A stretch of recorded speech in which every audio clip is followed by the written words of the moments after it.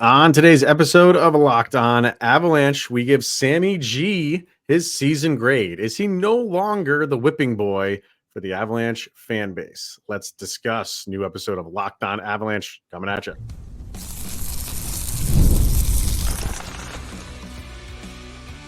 Your Locked On Avalanche, your daily podcast on the Colorado Avalanche. Part of the Locked On Podcast Network. Your team every day.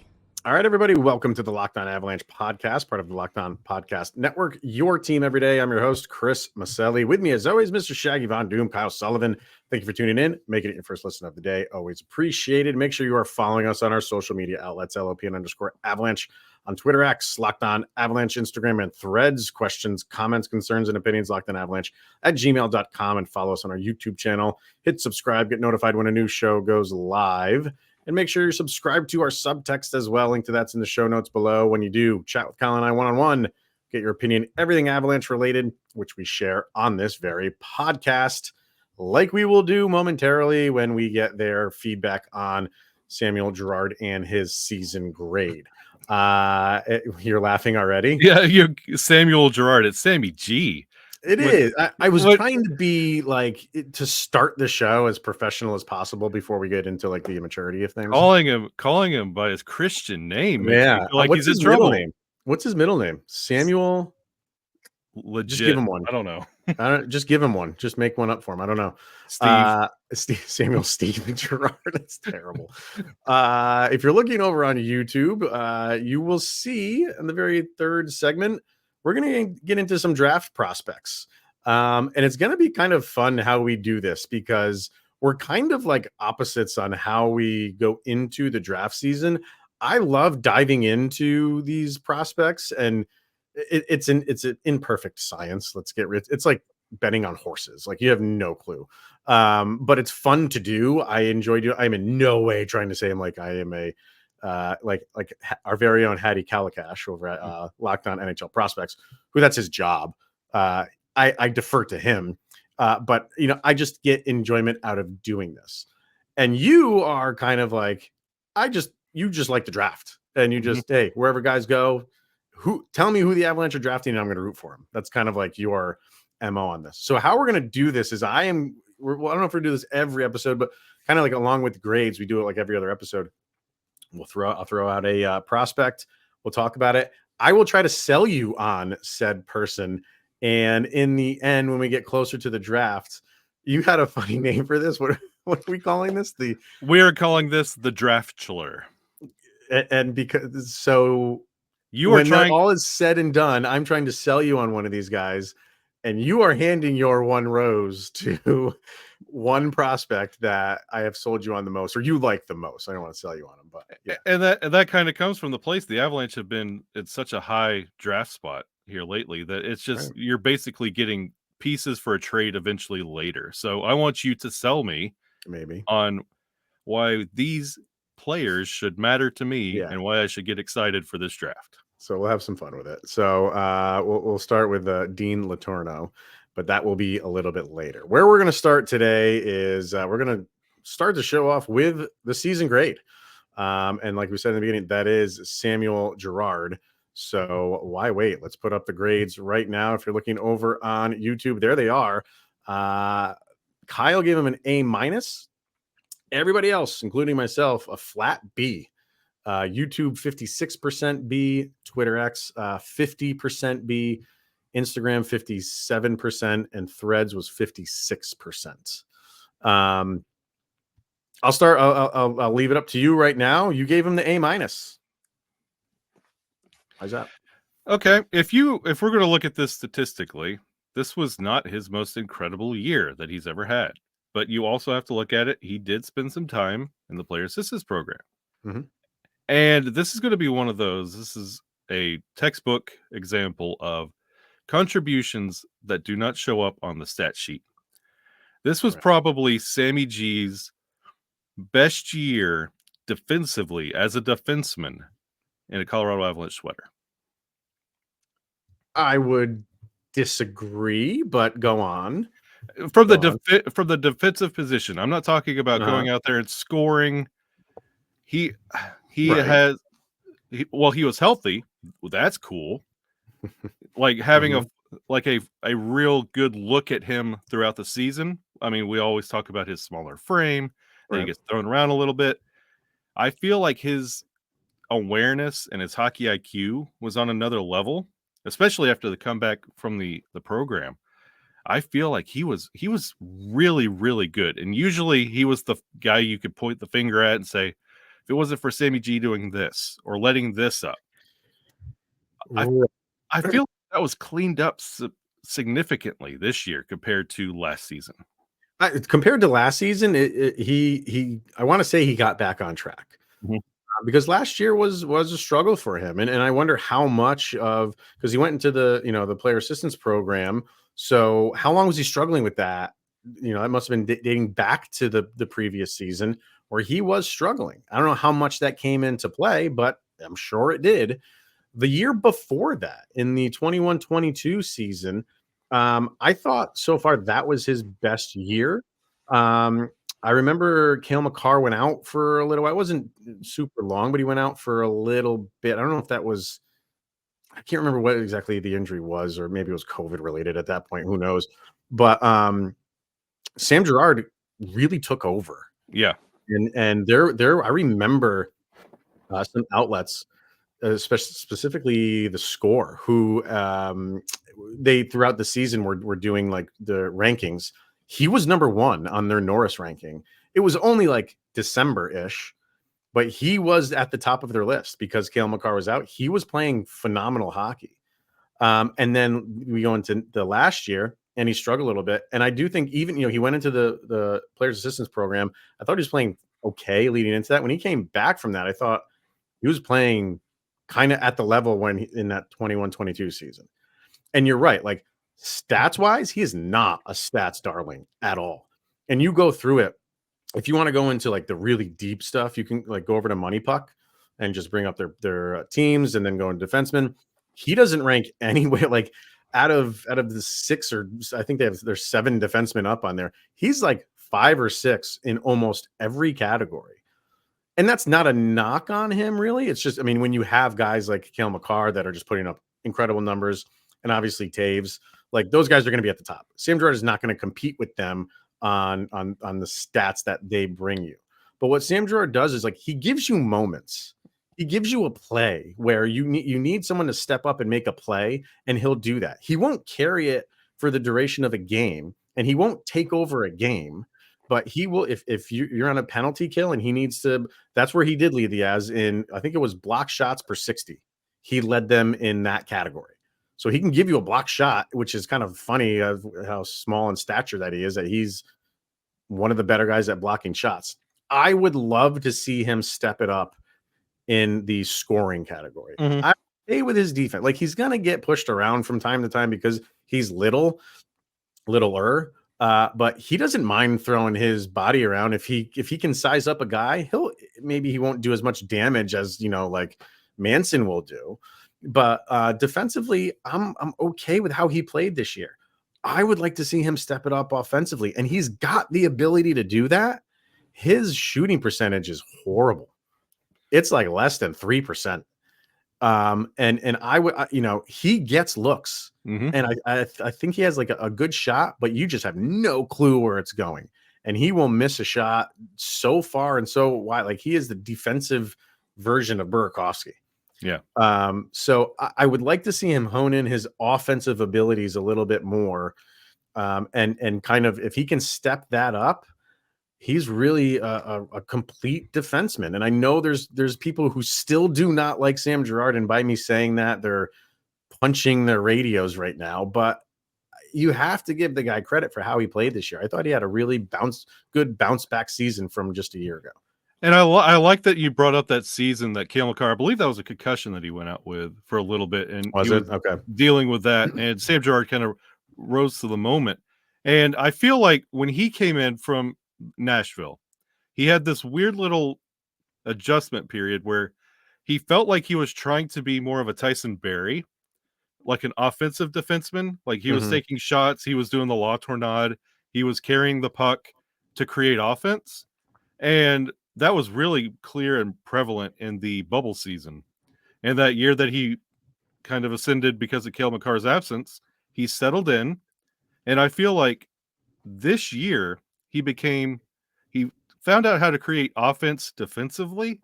And when he would take that puck, the Avalanche kept doing the Avalanche way, quote unquote, air quotes, of just the same old thing all game long, hoping that eventually the defense would break and the Avalanche would get a score.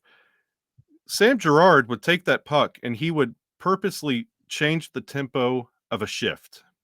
And that would allow the next shift to get a foothold. And he would take that puck and just skate around. He would be one of the few that just don't automatically dump it or just toss it up, make a bad shot. He was very smart with how he handled the puck and how that created offense.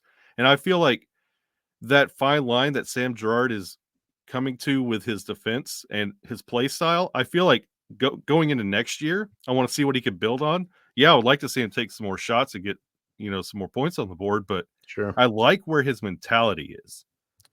Yeah. I mean, at zone exits, he's as good as Cale Makar, if you ask me. Yeah.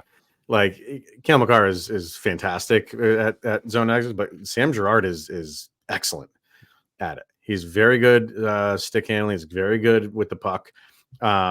There's just, like I said, going back to that offensive abilities, like I would just like to see him be able to get you a solid goal. He was on the second unit power play, and he's still on there. But him and Taves had this nice little play that the two of them would run all the time.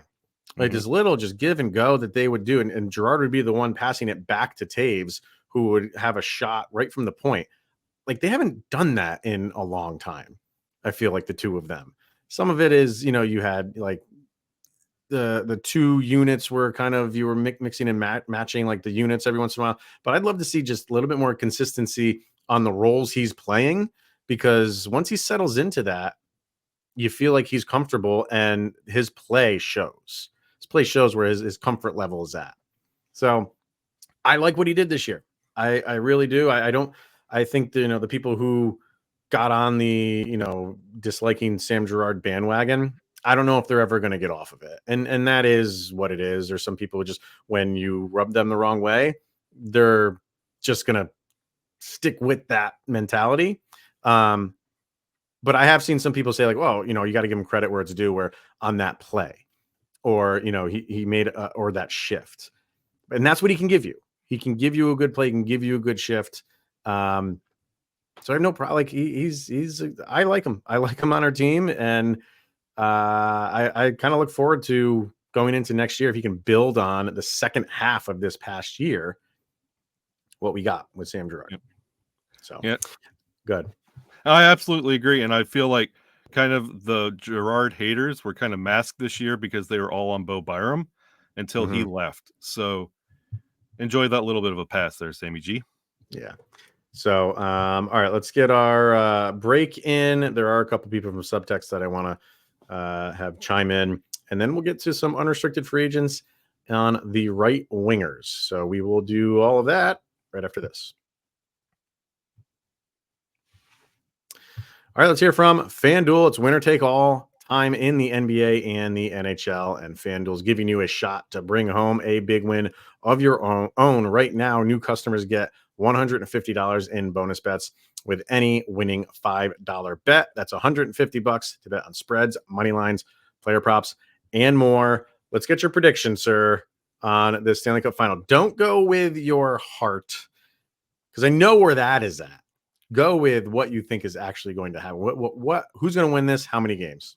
But my heart's so big. I feel like honestly, this is going to go 6 or 7. If I want to say my heart is Florida in 7, but realistically, this could be Edmonton in 6. Okay. You know what? I would, doesn't matter to me who wins this thing. I do like seeing whoever wins it win it on home ice. Yeah. There's something, much more entertaining about carrying that trophy around in front of the home crowd. Especially for these two organizations. Yeah. Win it on home ice. So visit FanDuel.com/lockedon and make every playoff shot count. That's FanDuel, America's #1 sportsbook.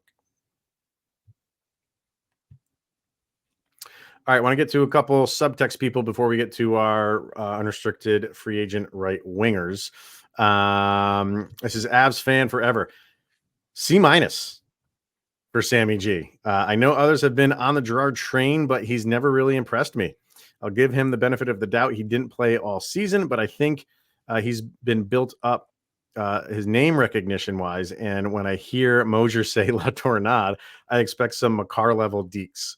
I've seen it put on him in previous seasons, and in this season, it was very noticeable he was not at his best. I know his cap hit is sizable, but can we not rely on Sakic and McFarland magic to get some better pieces to play with? Maybe a top goalie. Wishful thinking, I know. You'd have to wonder, like, as much as they like Sam Girard, could he be in the mix of some sort of deal? I mean, his number, he's getting $5 million a year. So could it be one of those things where it's like they don't want to, but to fill other needs, they have to? I guess anything's on the table, but I kind of feel like if they haven't traded him by now, they're not going to. But hey, I mean, cap is what it is. Sometimes you got to make some moves you don't want to make down the road. So we'll see, but I don't know. Yeah, it all depends on the start to the season the Avalanche have. If it's looking bad, you got to make a move. Zach says, "Hey, so this is the dynamic we have with Sam Girard. He did great after coming back from the player assistant program. He excelled." Yeah, we kind of touched on that. Absolutely, I think that's fair. And then Coy said, "Sorry if he did." I think Coy last time did the B-ish. He goes, "Sorry for being another ish grade, but I think it's a B-ish is fair. He was good, but not great. Maybe I am being." Oh, because DU is done till the fall, and I'm already missing Denver. So maybe he's being generous, is what he's saying by a B-ish. It's what you get. Like those three people right there. You got A, B, and C. So B-ish. B-ish. All right. Let's get to some unrestricted free agents here. We did centers yesterday. We have right wingers today. And if you thought centers was a little light, right wingers are as well. And I say that knowing full well, like where the Avalanche are looking are towards the bottom of these lists. And that's always going to be light picking. But for the Avs, when you look at what they have, this is what they have under contract for right wingers. Mikko Rantanen, Arturi Lehkonen, who's listed for both sides, and Nikolai Kovalenko. That's it.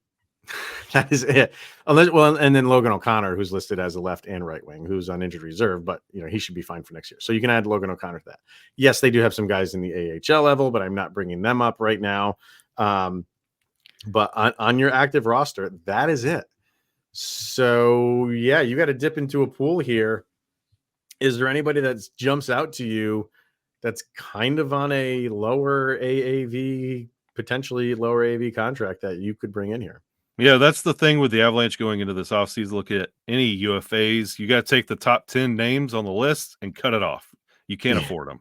Right. It's just not happening. Yeah. So you got to start looking at depth. And if you want to go all the way to the bottom of that list, my favorite player in the league, Spencer Smallman, is on the list. But the ideal, perfect addition for the Colorado Avalanche, if they want to pick up a right wing, played for Seattle last year, Kailer Yamamoto. I've always liked him. I have too. And I didn't really pay a ton of attention to Seattle. Like, how did he do last year? What were like? He did not have great numbers. With 59 games, he had 16 points. Wow, that is a nosedive for him compared to when he was with Edmonton. Wow, who had a good season on Seattle last year? Honestly, yeah, no, it's a different. I mean, you take him out of Edmonton where he played relatively well, and maybe this is a Jonathan Drouin thing, just not the right fit.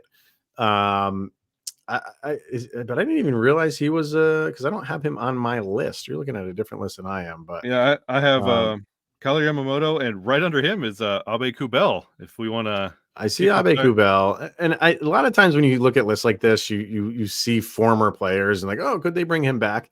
That's always a possibility, and I think it's maybe even more of a possibility for where the Avalanche are when needing to sign these guys, like sign lower AAV guys.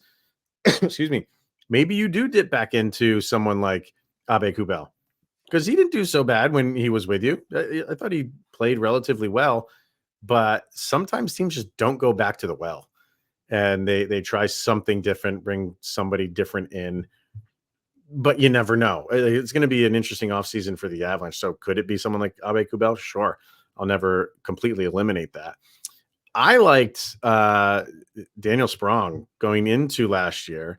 I think he only signed that 1-year deal with Detroit, and now he's an unrestricted free agent again. That was a $2 million contract for him.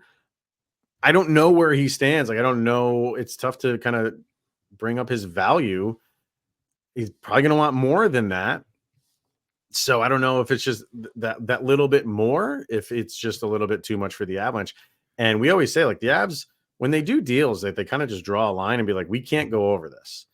And even if it's $500,000 for this year, you kind of feel like the Avalanche are not going to be in a position to say, like, okay, we'll stretch a little bit and give you an extra $500K. That's how tight it's going to be for the Avs.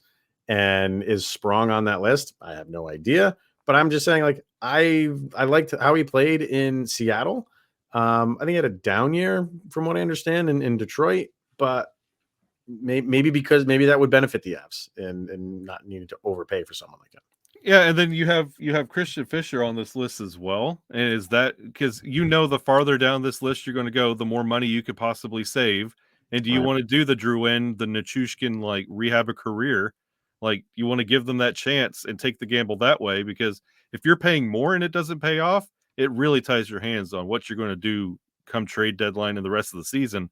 You might want to start looking at those higher risk chances just to see if it pays off. And it doesn't, you could trade them away. You can Tomas Tatar them and just get picks and load up for the season following. Now, there's another name on that list, which I want to say was getting thrown around into the Avalanche circles last year, but he eventually ended up another Detroit guy. Don't say it. Don't say it. I'm gonna say it because it was talked about last year. I don't think it was ever really coming to Colorado, but Patrick Kane is another guy that's on this list, and he didn't make a ton last year. I think right now Patrick Kane's of the mind of, like, I want to go where I can compete for a cup. Money's not a factor for him. So could this be a Zach Parise type of thing where it's like, hey, let's come in for a cheap deal, play on a good team. I know people don't like the guy, and I know some people don't like, the character and the locker room question marks and stuff like that. He's one of those guys that, I mean, when he went to, he had a good season with Detroit, man. He had a really good season with Detroit. And how quickly the conversation in Chicago went from Patty Kane has done all this. He put us back on the map. Patty Kane. And then as soon as he leaves, it's Connor Bedard.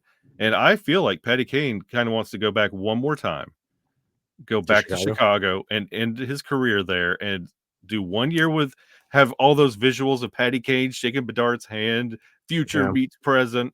And it's just, I feel like that's how he wants to wrap up the career. Like, why would you go to Colorado and have a Parise type year with the history and the career that Patty Kane has, controversy noted? And I just feel like it's better suited for Chicago. Go get whatever you got. They could throw money at you. The Avalanche really can. Well, that's the thing. Like, if he's going back to Chicago, it's nostalgia factor, right? But I think his ego is a little bit too much to really want to play second fiddle to Connor Bedard. I think it is, like, and for that reason, because he's not going to be the guy anymore. It's Bedard central. That's kind of why I don't feel like he's going to go back there. Why go back there to play on a terrible team behind a guy who's half your age almost, and the focus is on him and not you. So I don't know. I get it, but I think he's more of like, I want to play for a contender. And maybe I'm completely off base on this, but so far he's played for original 6 teams. Maybe he just continues that. Maybe he goes to Toronto. Maybe Montreal. He wants to play for all six original teams, and or he goes to Boston or Toronto and goes for league min over there. Boston makes sense. It could. So, other than that, it's going to be tight. It is going to be tight. Nothing. You have to find, like we said with the centers, I don't know if you're really going to go anywhere center wise. I don't think they're going to sign anybody centers. I think they're happy with what they have in their top three. And then hopefully someone like Foodie can take over the 4C and they're good there. You got to do something on the right way. You don't have a lot of guys at the position. So you need to, or you make some sort of trade, which is always a possibility. But you need to find a guy that you can pluck out of here and lives up to the moment.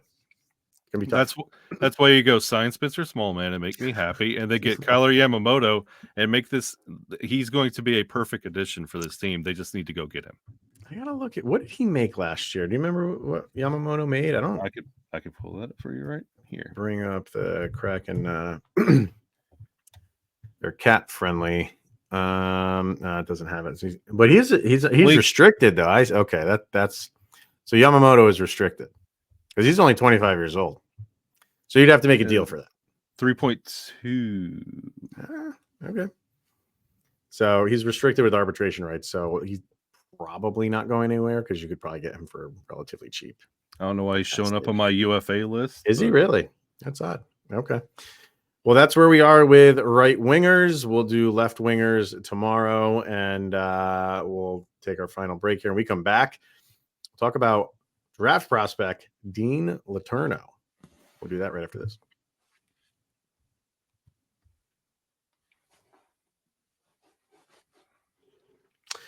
All right, let's get into some draft prospects. And the way, like, just because we're talking about Letourneau first does not mean he's like number one on my draft board. I should put up something here, like in my background. You do.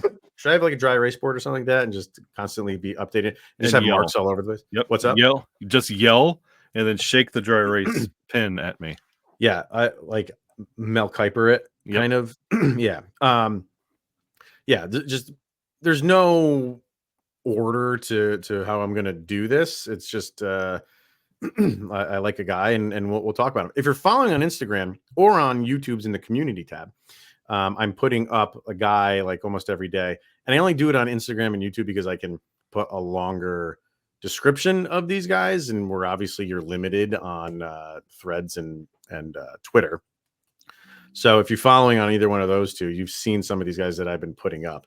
And Letourneau I put him up a couple days ago, and he's one of the more intriguing prospects to me, and he's definitely one of my favorites. I'm really interested to see where this guy goes, and see like how his career goes, because the thing that jumps out at you is he's 6'7", and on some days he's 6'8", according to a couple of other draft analytics.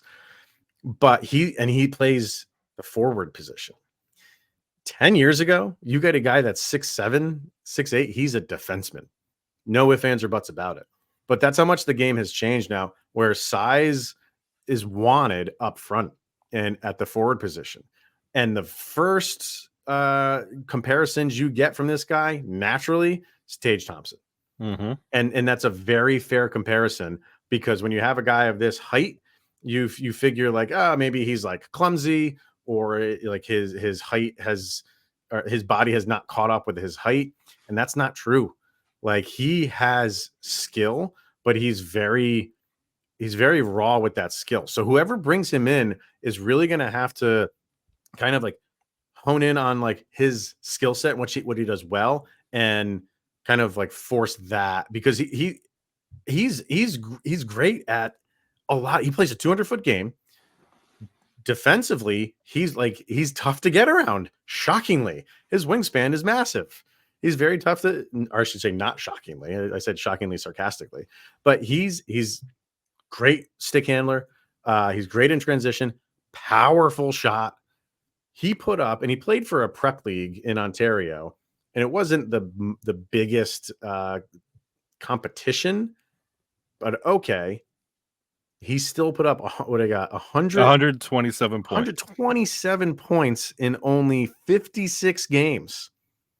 I don't care what level you're at. When you put up that many, like, you're dominating. So that's what kind of got him on the map. But he's good. He's good. He's interesting. He's in that late first, early second round draft position. Do I think the Avs will reach for him at 24? I don't. But when you have kind of questions about like Valnichuskin, and he's your height guy for forward position, and Letourneau could kind of take over that role because he's still growing. I hope he's not growing any taller, but he's still going to fill out his body, and he's got speed, he's got size, he's got skill, he's smart, he's got the hockey IQ. There's a lot to like about him, and it's just fun to watch him because he towers over everybody when he's skating. It's great. And like for this first installment of the Draftchuler, if I want this guy to be a member of the Colorado Avalanche, you just mentioned him, like a tall, towering giant with a wingspan of a Boeing 747. Right. Like, what? That's wonderful and everything. And comparables to Tage Thompson, that's groovy. That's cool. Everybody likes that. How does that translate to the Avalanche speed? Is that going to be an anchor? Is that going to be something they have to work around? Is he going to be destined to live on the third line? Because is he just going to be an anchor? What I'm saying is all the intangibles, everything you listed, he sounds awesome. Right. Like, that's great. That's wonderful. Great hockey player. But does that mean a great Avalanche hockey player? Well, that's always the question. And where the Avalanche are picking, and where they've picked for the past however many years, is, in the mid 20s and down. Yeah. So what you're getting at that level is a middle six guy. Like it's very, if you strike it rich and get, one of these guys that just turn out to be otherworldly and find their way into the top line, that's a minor miracle. The Avalanche aren't looking for that. They have what they need in their top six. I think he will be comfortable in a third line center position or bottom six if you want him to be there, but over time be that guy that you can move up and down the lineup. Where if you're playing a team that's, based on size and strength, and you want to match that, bring him up to the second line if you need to. And, his forechecking, which that's what Valnichuskin is so good at. And we don't know where it's going with him. So, and Letourneau is going to college. He's going to Boston College or Boston University, one or the other. So we'll see what he's made of when he goes there, because that's a step up in competition. We'll see how that year goes. Maybe he stays for 2 years. Who knows how long he stays for? But, and by that time, you'll know, if the Avalanche draft him, what's going on with Valnichuskin. And if Nichushkin's on his way out, Letourneau comes in. I like that. His size is impressive. So where he would be drafted for anybody who drafts him, I shouldn't say that, because if he's drafted early in the second round, those are the lower echelon teams. They might expect him to do a little bit more earlier. But if he's drafted in the late first round, they'll give him time to develop. And the Avalanche will definitely do that. We'll see where it goes from him. He's an exciting prospect to watch. And my closing question to you, Mr. Maselli, about this Dean kid. I get it. He's big. He's tall. He skates. He's got potential. He can live on the third line. But going back and looking at his stats all the way back to U15, consistency in his game, like with his health, can he stay healthy at the NHL level? And because guess what? A member of the Colorado Avalanche, that's a problem. So if you're drafted by the Avalanche, you're automatically going to have injury problems. You're drafted, and they give you your jersey and your day to day. So, do you see that being an issue? Because that, like everything else you've listed, sounds wonderful and great, and yeah, sure, let's do this. But then when it comes to the consistency and the health, is that going to be an issue? You never know. Like, that's so tough to predict. But you would think, like, with his height, he's just like a twig, but he's not. He's not. Like, and he's just going to fill out even more so over the next couple of years. So by the time he gets to the pro level, if he gets to the pro level, he'll be ready to roll. So, but he doesn't shy away from contact. He'll hit guys, but the rub on him right now is, can he do it against better opponents? He's going into that right now in the NCAA. And I know the NCAA is not the NHL, but you'll see, like, we'll get a better idea of where he's leaving, where he is head and shoulders above everybody else in more ways than one, where he kind of plays at the NCAA level. And if he continues to play like this, you just get a little bit more excited of what you have on your hands, because he's shown that he can play at that level. But the injury thing, you have no idea, because that can pop up for anybody, anytime, anywhere. But he doesn't shy away from contact. And it's almost like guys people didn't like going up against Zdeno Chara because they knew he was just going to knock the snot out of you. Letourneau doesn't play that way, but his height, more like Matt Rempe. Think Matt Rempe style. Yeah. True. But not the headhunting that Matt Rempe is. Like that's what he's out there to do. Letourneau's out there to be an offensive weapon, and his size just is imposing. Somewhere between Rempe, Trouba, and Zadorov, somewhere in that triad. Maybe, yeah. I mean, a combination of those three without the headhunting of Rempe. Okay. So he's fun to watch. Go watch his YouTube videos. It's a sight to see. So we'll see. I don't think the Avs are going to take him. I would love it if they did. And I can only hope a team that I don't despise, I hope they don't take him, because I kind of want to root for the kid. So yeah, we'll see where it goes. All right, that is going to wrap it up for today. So we will do left wingers tomorrow, and anything else that comes up. If we get any news on Drouin's agent meeting with the Avalanche and how that went, hopefully. I don't know if that meeting is tomorrow or not, but I'll be sleeping in the lobby. Yeah. So we will discuss that and anything else that comes out of Avalanche Nation tomorrow. So thank you for tuning in today and making it your first listen of the day. Always appreciated. He is Mr. Shaggy Von Doom, Kyle Sullivan. I am Chris Maselli. This is the Locked On Avalanche podcast. We'll see you guys tomorrow.